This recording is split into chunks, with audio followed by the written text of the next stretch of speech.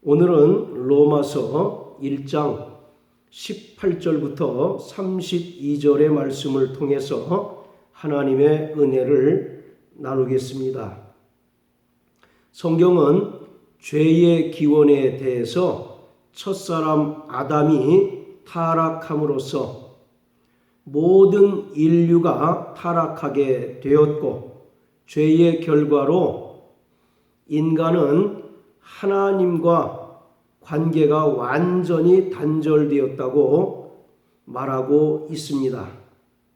모든 죄에는 죄의 값이 따르며 죄에 대한 책임은 죄를 지은 자가 형벌을 받는 것입니다. 그래서 우리 영혼이 받는 형벌은 사망이고, 우리 육체가 살아가는 동안 받는 형벌이 저주와 고통인 것입니다. 로마서 6장 23절, 죄의 삭은 사망이요 하나님의 은사는 우리 주 예수 그리스도 안에 있는 영생이라 말씀하신 것처럼, 인간은 죄의 결과에 따라서 그 영혼이 사망에 이르게 되었고, 또한 육체가 살아가는 동안 저주와 고통을 당할 수밖에 없게 되었습니다.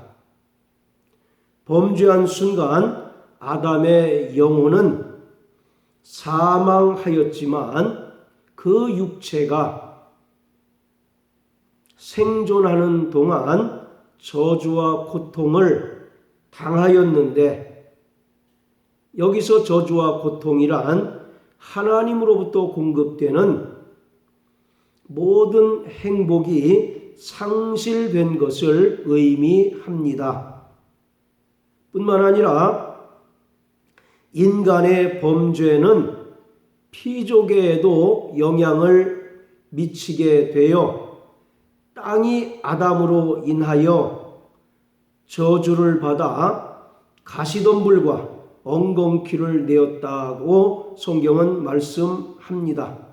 또한 인간의 타락 이후에 모든 동물과 그 밖의 피조물들은 창조 질서가 깨어지게 되었고, 이로 인해서 인간과 자연과의 조화도 결국 깨어지고 말았습니다. 우리 로마서 8장 20절부터 22절까지를 함께 읽겠습니다. 피조물이 허무한데 굴복하는 것은 자기 뜻이 아니요 오직 굴복케 하시는 이로 말미암음이라. 그 바라는 것은 피조물도 썩어짐의 종노릇한 데서 해방되어 하나님의 자녀들의 영광의 자유에 이르는 것이니라. 피조물이 다 이제까지 함께 탄식하며 함께 고통하는 것을 우리가 아나니, 이 말씀은 첫사람 아담이 범죄함에 따라서 하나님께서 지으신 피조물들도 죄에 굴복하게 되었고, 그 결과 하나님께서 정해놓으신 창조의 질서들이 깨어지고 말았다는 것을 의미하고 있습니다. 그래서 피조물들이 지금도 고대하는 것은 예수의 재림으로 인하여 하나님의 아들들이 영광을 얻는 것인데, 이것은 이때야 비로소 죄로 인하여 깨어졌던 창조의 질서들이 회복되기 때문입니다.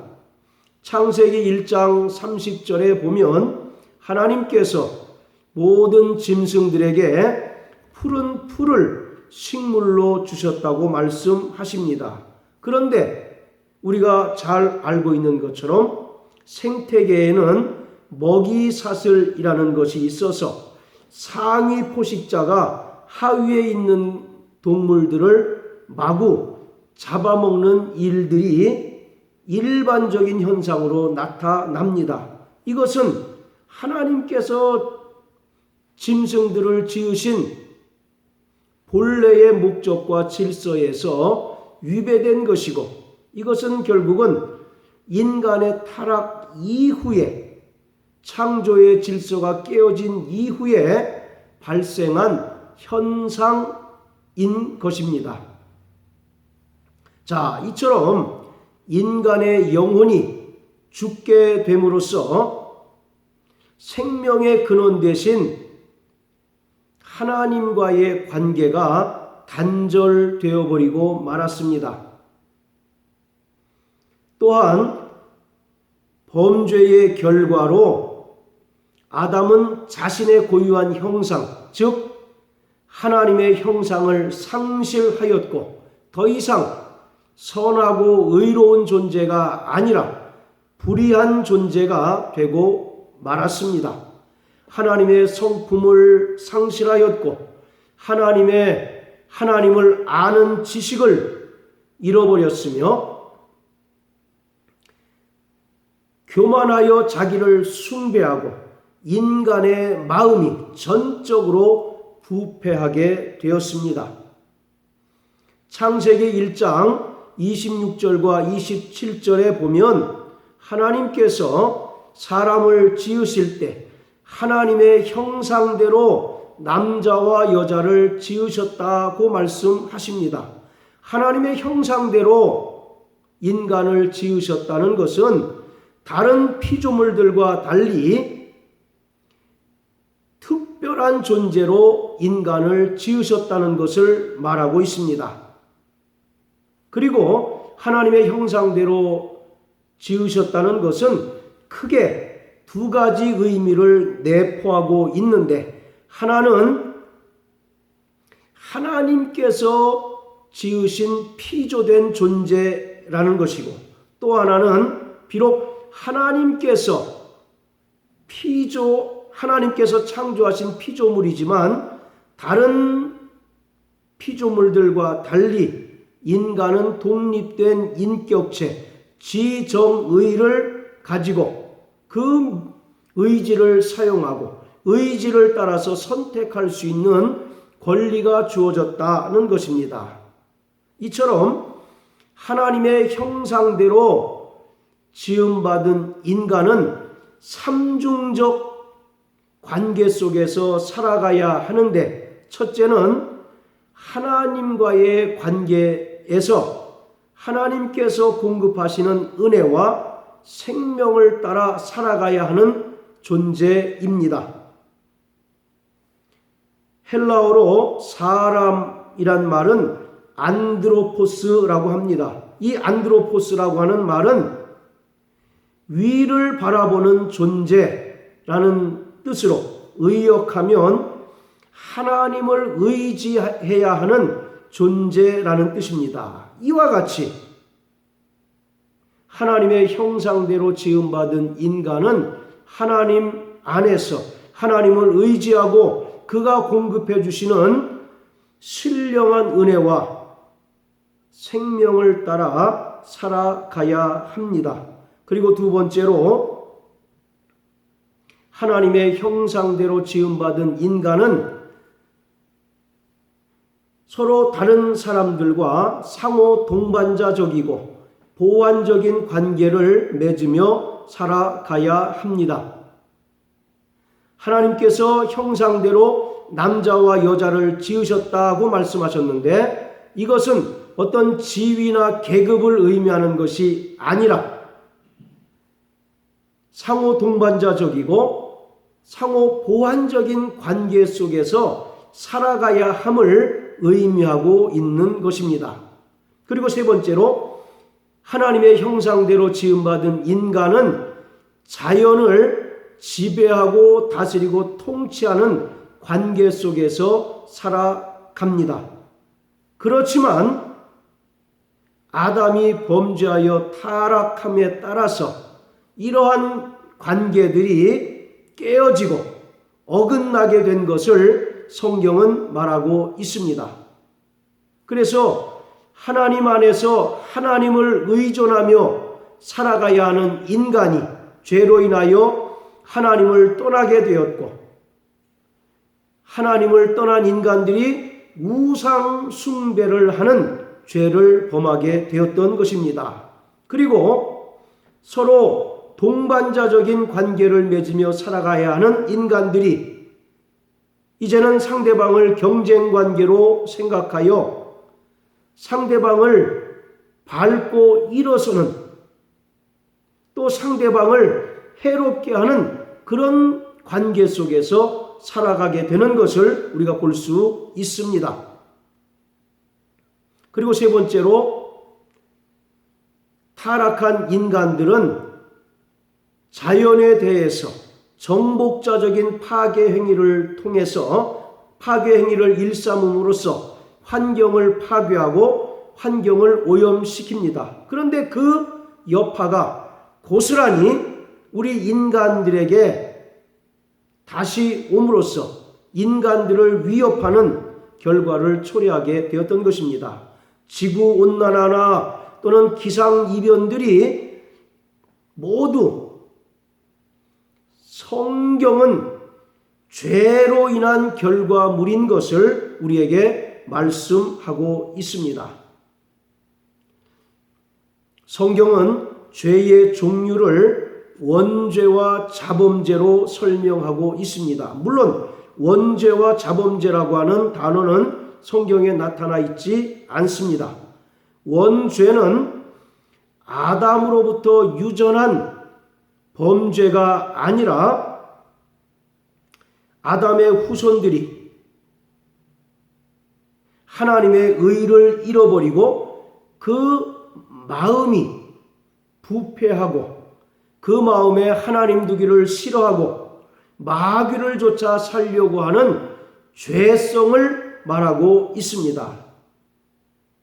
이처럼 원죄라고 하는 것은 아담으로부터 유전한 죄의 성품으로서 모든 악의 뿌리이며 죄의 모태가 되는 것입니다.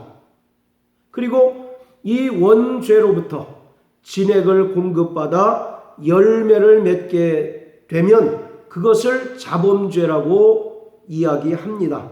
그래서 원죄와 자범죄는 유기적이고 매우 밀접한 관계를 맺고 있습니다. 다시 말하면 원죄는 그 상태로서의 죄를 말하고 자범죄는 구체적인 행동의 죄를 말하는 것입니다. 우리 구약성경 시편 51편을 다 같이 보겠습니다.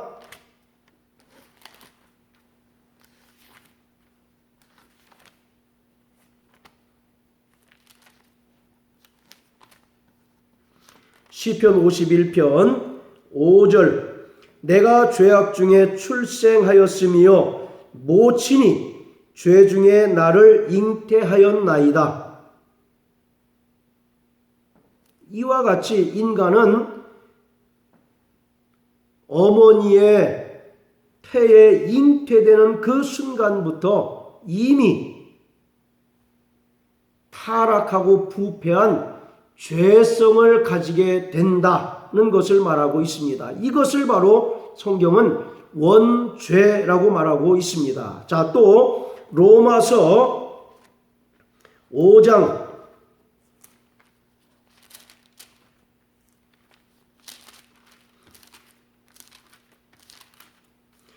17절 18절을 보겠습니다. 한 사람의 범죄를 인하여 사망이 그 한 사람으로 말미암아 왕노릇하였은즉 더욱 은혜와 의의 선물을 넘치게 받은 자들이 한 분 예수 그리스도로 말미암아 생명 안에서 왕노릇하리로다. 그런즉 한 범죄로 많은 사람이 정죄에 이른 것 같이 의의 한 행동으로 말미암아 많은 사람이 의롭다 하심을 받아 생명에 이르렀느니라. 아멘. 이와 같이 원죄라고 하는 것은 아담으로부터 유전한 죄의 성품이고 모든 악의 뿌리이며 죄의 모태를 말하게 됩니다.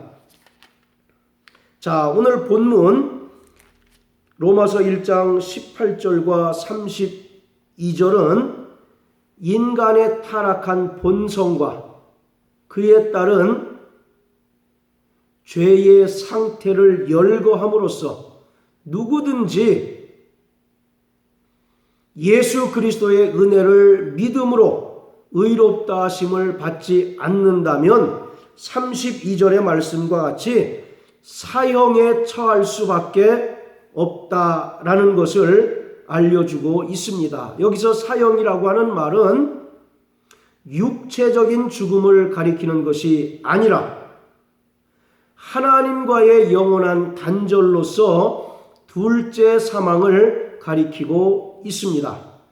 하나님께서는 의로운 분이시기에 악인은 반드시 심판하십니다. 그러나 의인은 심판 가운데서도 구원하시는데 이것을 하나님의 공의라고 말하고 있습니다.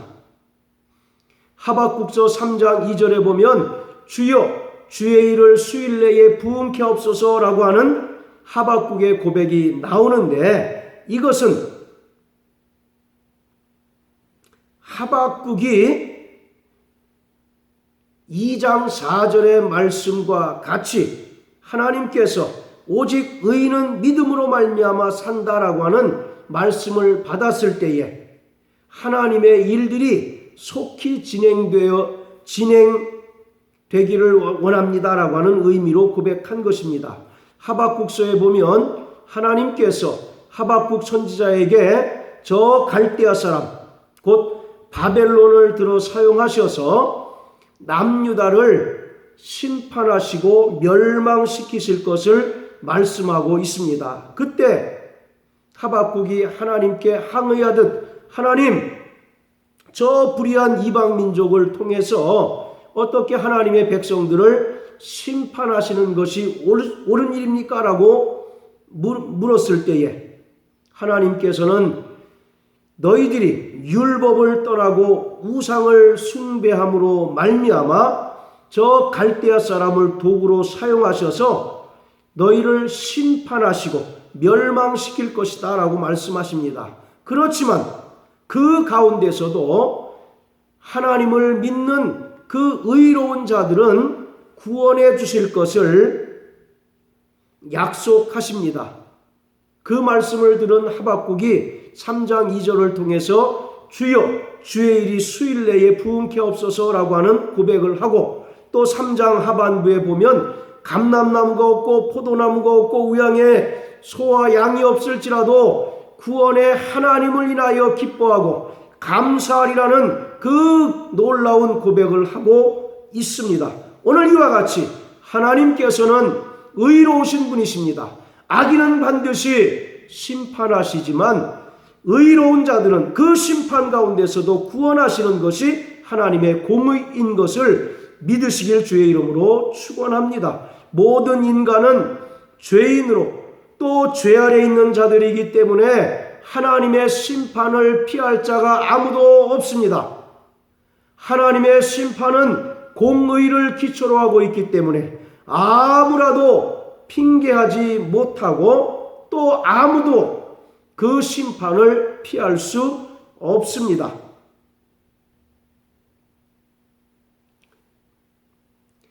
28절부터 32절까지는 여러 가지 죄의 종류들을 열거하고 있습니다. 그것을 한마디로 요약하면 모든 불의라고 하고 있습니다. 약 20여 가지의 죄의 종류들이 열거되고 있는데 그 모든 죄의 원인은 사람들이 그 마음에 하나님 두기를 싫어하고 인간의 이기적인 욕망에서 기인된 것이라고 말하고 있습니다. 28절에 마음에 하나님 두기를 싫어하매라는 말씀이 있는데 이는 하나님을 아는 근본적인 지식을 무가치한 것으로 여긴다는 의미인 것입니다. 호세아서 4장 6절에 보면 내 백성이 지식이 없어서 망한다라고 호세아 선지자가 외칩니다. 그리고 6장 3절에 여호와를 알라 힘써 알라고 말씀하셨던 것처럼 사람들이 공의로우신 하나님을 알지 못하기 때문에 하나님의 은혜 없이도 잘 살 수 있다고 고백하고 또 하나님의 은혜 없이도 인간의 노력이나 인간의 열심을 통해서 의로워질 수 있다고 생각한다는 것입니다. 그리고 28절에 하나님께서 저희를 그 상실한 마음대로 내어버려 두셨다고 말합니다. 이것은 하나님을 근본적으로 아는 지식을 무가치한 자로 여기는 자들을 하나님께서는 그 죄악된 상태로 타락한 상태로 방치하시고 방임해 두신다는 것입니다. 데살로니가후서 2장 11절에 보면 하나님께서 유혹을 역사하시는데 그 이유는 저희로 하여금 거짓 것을 믿게 하시고 심판을 받게 하려 하심이라 말씀하고 있는 것처럼 그 마음에 하나님 두기를 싫어하고 하나님을 아는 지식을 무가치한 것으로 여기는 자들을 하나님께서는 그 타락한 모습, 타락한 상태로 내버려 두심으로 말미암아 그들이 영원한 멸망에 이르도록 하신다는 것입니다.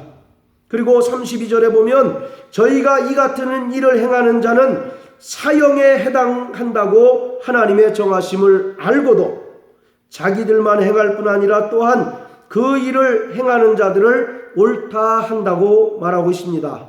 사형이라고 하는 말은 육체적인 죽음을 의미하는 것이 아니라 하나님과의 영원한 단절, 즉 계시록에서 말하는 둘째 사망을 말하고 있습니다. 성경은 인간의 육체적인 죽음에 대해서는 크게 비중 있게 다루지 않습니다. 왜냐하면 인간의 육체는 흙에서부터 왔기 때문에 흙으로 돌아가는 존재입니다. 그렇기 때문에 하나님께서는 인간의 육체에 대해서는 크게 비중을 두지 않으시지만 인간의 영혼이 죽는 것에 대해서는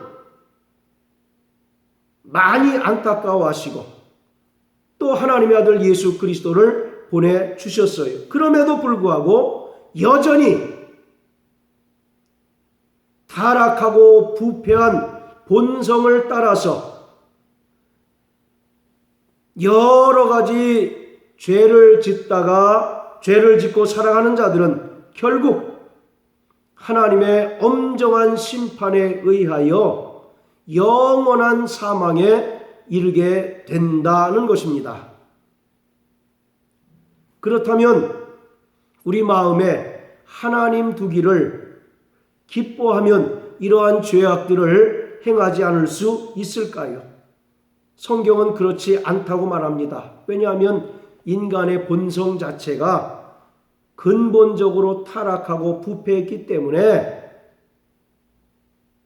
아무리 인간이 스스로의 노력과 열심과 또는 종교의 힘을 빌어서 의로워지려 한다 할지라도 오히려 더 실패와 좌절만 경험하게 될 뿐이라는 것입니다. 그래서 성령의 도우심을 받고 하나님의 은혜만을 의지할 것을 사도 바울은 강조하고 있는 것입니다.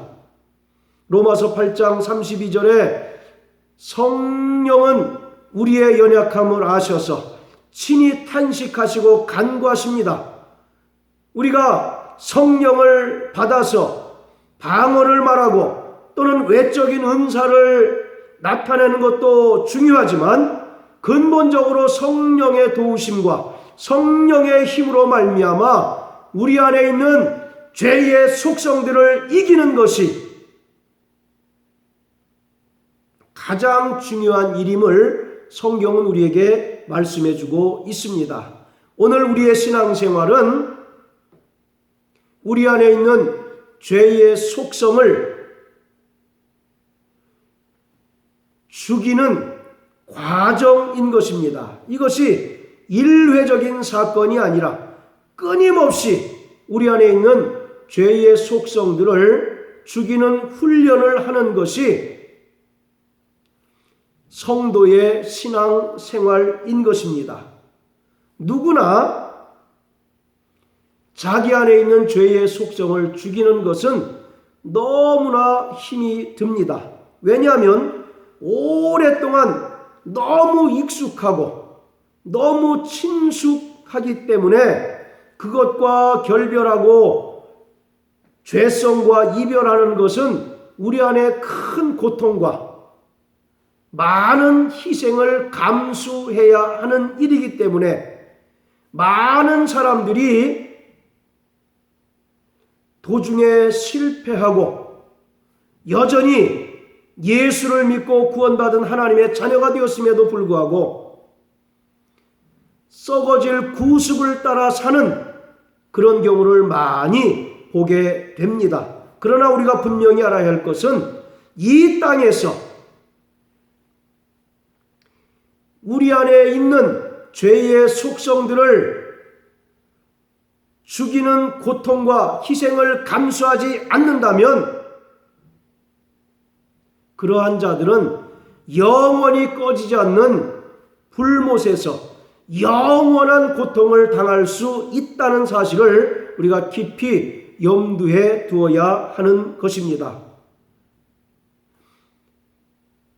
진자는 이긴 자의 종이라고 성경은 말씀하고 있습니다. 오늘 우리 안에 있는 육체의 죄성을 끊임없이 이기는 자 되시기를 주의 이름으로 축원합니다.